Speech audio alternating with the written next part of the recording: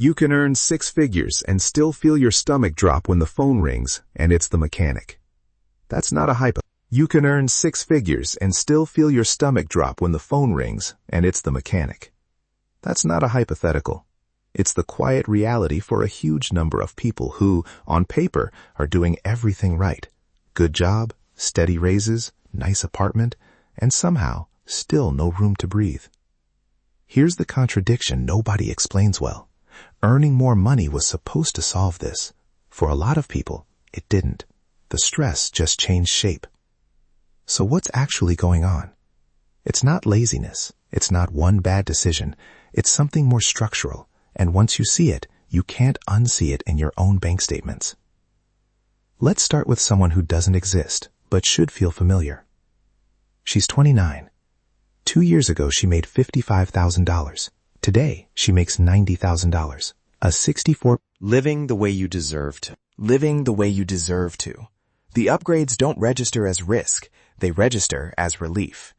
And relief is addictive in a way that's easy to justify, one purchase at a time.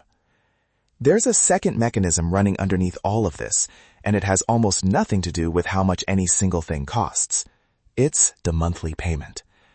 Nobody feels the full weight of a $40,000 car. They feel $550 a month. Nobody feels a $12,000 kitchen remodel financed through a store card. They feel $89 a month. Individually, each payment looks survivable. Stacked together, they quietly consume the paycheck before it even lands.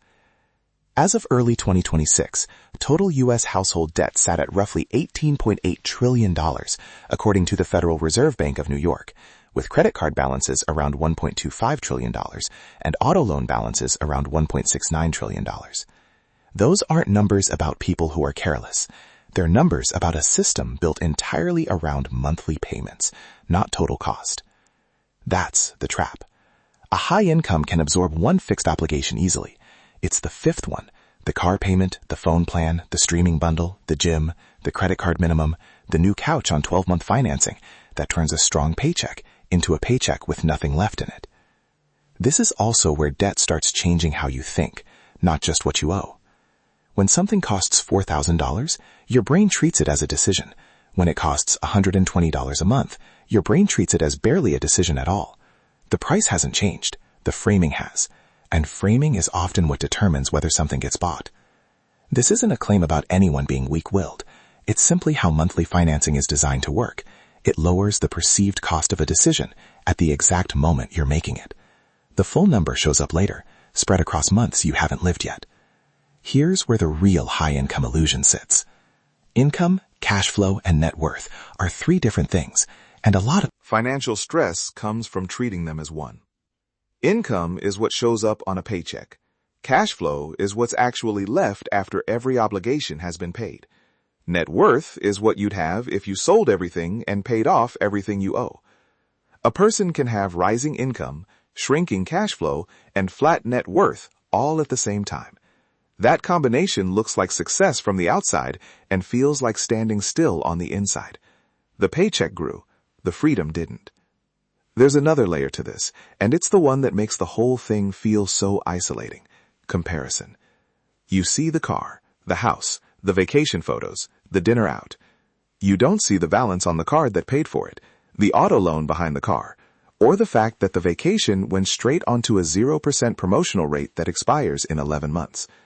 This isn't to say everyone who looks financially comfortable is secretly drowning. Plenty aren't.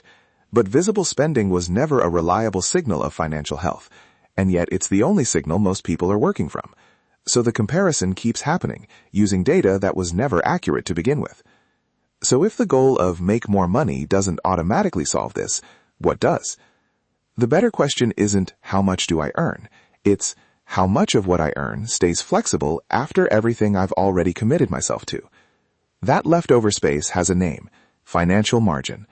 It's the gap between your income and your fixed obligations, and it's the thing that actually determines whether a bad month is an inconvenience or a crisis. Margin is what a car repair, a medical bill, or a slow month at work runs into. Without it, every unexpected expense becomes an emergency, regardless of what the paycheck says. None of this means the answer is cut out coffee or stop having a life. That advice has never worked because it targets the wrong scale of the problem. What actually shifts the equation? Protect a raise before you Lifestyle finds out about it. Lifestyle finds out about it. Move the increase somewhere it can't quietly get absorbed. Look at fixed monthly obligations as a whole, not one at a time. A single payment always looks fine in isolation. The full list rarely does. Separate genuine wants from things that have quietly become recurring commitments. A want you can pause. A commitment you can't, not without friction. Build margin on purpose, especially right after an income increase, when it's easiest to do without feeling a loss.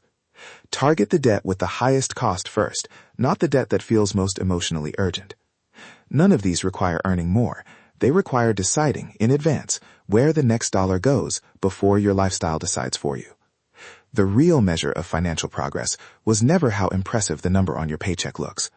It's how much freedom is still standing after that paycheck has met every obligation waiting for it. 3 things worth doing this month. Track where every fixed payment actually goes. Redirect at least half of your next raise before you get used to spending it. And pay down whichever debt is costing you the most, not the one that bothers you the most. Because the goal was never to earn a number impressive enough to show other people. It was to build a life where a broken car doesn't feel like a